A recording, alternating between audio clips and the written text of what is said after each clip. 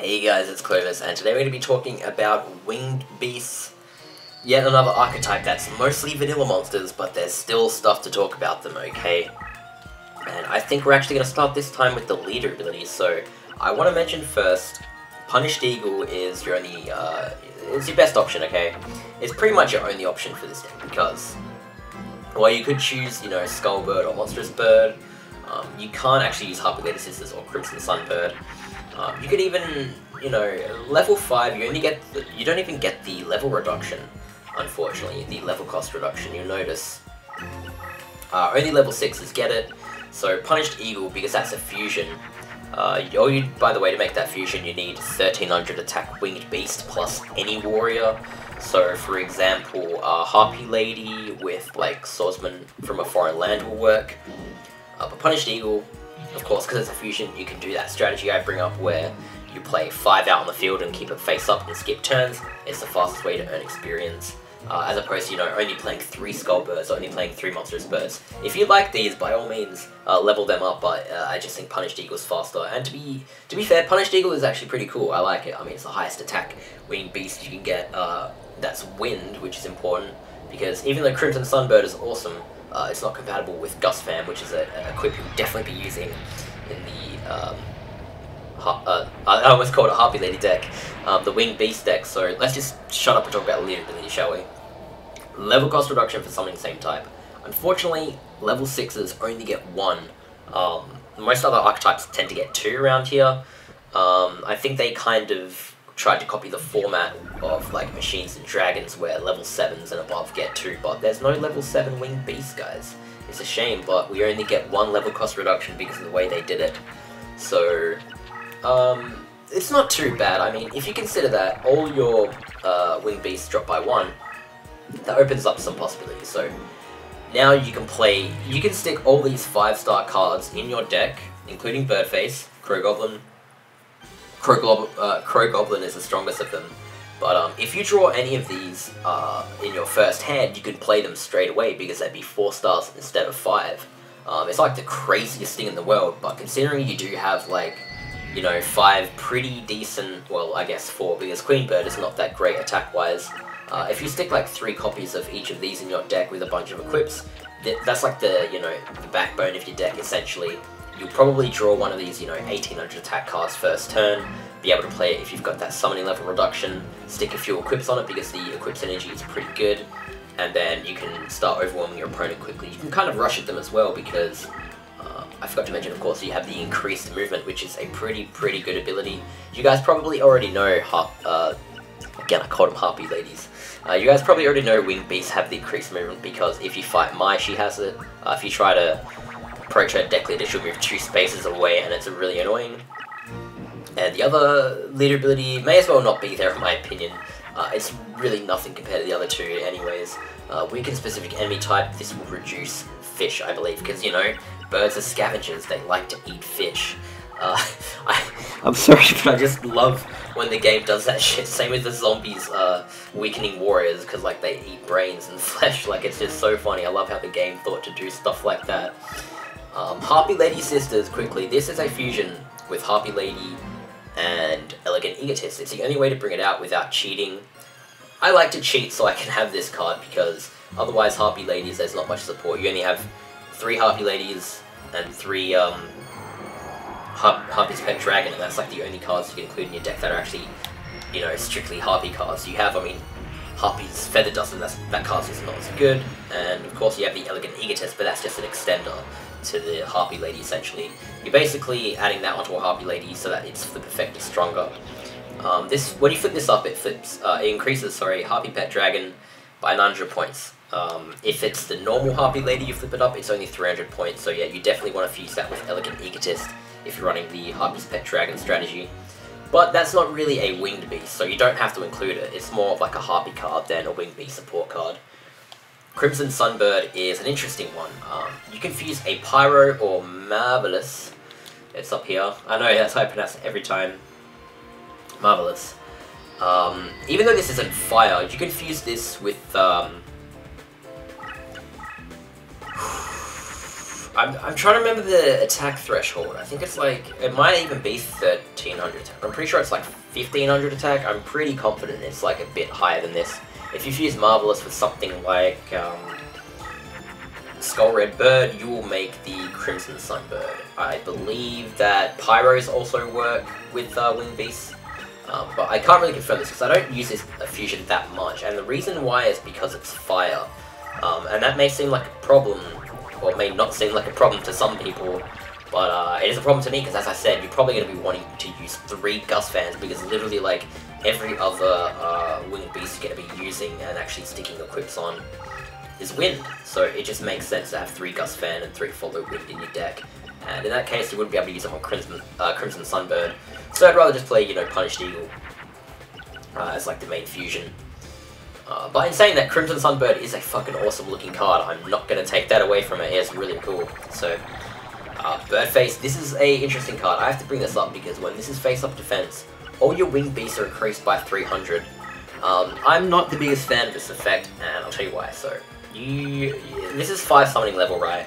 Potentially 4 if you have that leader ability, which, you know, requires like 6 hours of grinding. 37 deck cost, and it only increases your winged beast by 300. That's not good enough, guys. You have Bladefly. This is a card I have to bring up if you're running a winged beast deck, because it's just basically, it's essentially a better version of what Birdface is for the deck. So if you have this in face-up defense mode, all wind monsters gain 500 point power-up bonus. So considering all your winged beasts are probably going to be wind, this does more for you than your Birdface. Now, you could argue that, you know, this powers up enemy wind monsters, so it's not as good, but you don't really have to worry about the enemy ever really playing wind monsters. Wind, in, like, overall, unless the enemy are playing dragons, like wind dragons, or, you know, winged beasts themselves, they're probably not going to be playing any wind monsters, you know. The only, like, strong wind monster anyways is Kazajin, so unless that someone has that, you don't really have to worry about this card backfiring on you. But the important thing about this is it's also 2 summoning levels, so considering you regenerate 3 every turn, this will reduce it by 2, you'll still keep 1 of those points and then get another 3 the next turn, and that'll allow you to play, you know, one of your strong winged beasts on the next turn. Again, as I mentioned, you don't even have to play a 4-star, you have some like 3-star stuff you can play. I'll actually have to go back and show you. So yeah, I mentioned before, you know, the 5-star reduced to 4, but the 4-star is reduced to 3, which is important. Because, you know, something like Blue Wing Crown you can play for 3 stars out of the hand, which is pretty good. 1600 attack for 3 stars, in my opinion, is very, very good, obviously. But also that means you can fuse it to make Punished Eagle with only 3 summoning levels, and that's even better. You know, 2100 attack for a 3-star fusion is not bad. Not bad at all. Takuhee, I have to bring this up because 1450 attack, those cards are always decent on Crush. If you don't have Immortals, you can always use these and bully anything on Crush.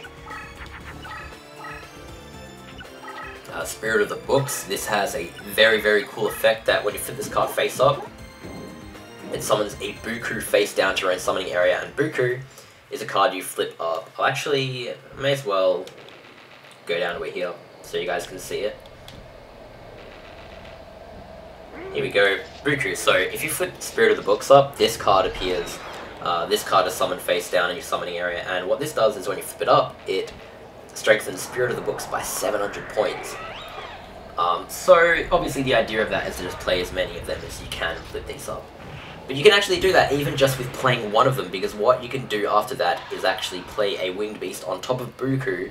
Any Winged Beast works as long as it's below 1400 attack, and then that makes another Spirit of the Books, which you can flip that up to create another Buku, flip up that Buku, buff your Spirit of the Books, and then, you know, fuse it and do it again. Just keep doing that as long as you want, which is always nice. So that's one Winged Beast strategy you can do. I would personally, if you're going to do that, may as well base the strategy around itself. Sticking Spirit of the Books in a Winged Beast deck might interfere. I would personally, like, yeah, if you had a Spirit of the Books deck, I would build the deck around Spirit of the Books and have mostly weaker stuff in the deck that's easy to fuse. But yeah, totally up to you guys. Harpie Lady we already talked about before. When it's flipped up, Harpie's Pet Dragon increases 300 points, and special power up. When it's strengthened with Elegant Egotist, transforms into Harpie Lady Sisters. Of course, this is the only card that's compatible with that. So yeah, the entire point of that card being in the deck being in the game is for you to be able to make Harpie Lady Sisters. So, Fiend Reflection number 2. There should be a password for this card. You should be able to reincarnate it. Again, the passwords should be in the description. If they're not, then yell at me in the comments below and I'll put them in there. If you flip this card up, you can play an additional card. So this is basically like Solomon's Law Book, but in a monster. So, I'm not too big on this card, actually. The reason why is it's not really good for your fusions. It's 1100 attack, so you can't use it to make Punished Eagle, and it's 4 stars, so it's just not that great. I mean, the point of being able to play an additional card from the hand is only really useful if you're like attacking the opponent directly and you're within their summoning power. You can attack them with this and then play another one, but again, this does cost 4 summoning level, which is a problem. If you play this and flip it up, the next card you play is, you know, you have 4 summoning level less, or, you know, 3 potentially if you have the deck leader, but that just means you have to have quite a lot of summoning level to be able to play this and use it and play something else that's useful after it. It's just, yeah, I just find this card a bit awkward to use. I don't know any situation where you would play this other than, you know, attacking them directly, being able to play another card off that, but that's very, very situational. Any other situation I can think of is just not that great, if I'm honest. Niwatori, this is, shout out to my boy Thoughtcicle. We have to give him a shout out every time we see this card. Niwatori, you flip this up, you keep it up in face-up defense, and all recovery values to LP are doubled. That's crazy, and this, interestingly enough, stacks, so it'll, instead of, you know, just calculating the double individually, like, say, if you activate Goblin's Secret Remedy, instead of Niwatori, just, like, each Niwatori doubling it once each, and you're getting, like, another 1,000 for each of them, what actually happens is it just doubles it 3 times, so it will double the 1,000 to 2,000 to 4,000 and then to 8,000. So if you activate Goblin's Secret Remedy with 3 Niwatoris in face-up defense mode, you get 8,000 life points recovery. Now, I don't know if you're ever going to be using that strat. I mean, it's pretty overkill. That's 1 spell card, which, you know, you can play stronger spell cards. You can use, I mean, your max life points is 9,999 anyways, so if you start with 4,000, you know, you don't really need to do that. You can just play 2 of them, activate a Goblin Secret Remedy or something, and you already have 8,000 anyway, so, I mean, it's up to you guys if you really want to use that in your strategy or not. And last one we're going to talk about is Droll Bird. This is ridiculous. When this card's flip face up, all monsters with attack of 500 or less are automatically flip face up. Just in case you wanted to know if the enemy has any cards weaker than this card, I guess. This card looks kind of funny, but yeah. The crop will be way off, unfortunately. I should have probably thought about that, but I'll just show you guys the beak here. You can see that. It's pretty funny. That's all you need to see. I just realized, yeah, when I looked in there, that the screen will be cropped out in the editing, so yeah. Anywho, look, we'll go through quickly the power-up support, and then we'll close the video off, because there's not too much else to talk about with these guys, but I did mention before... Where is it?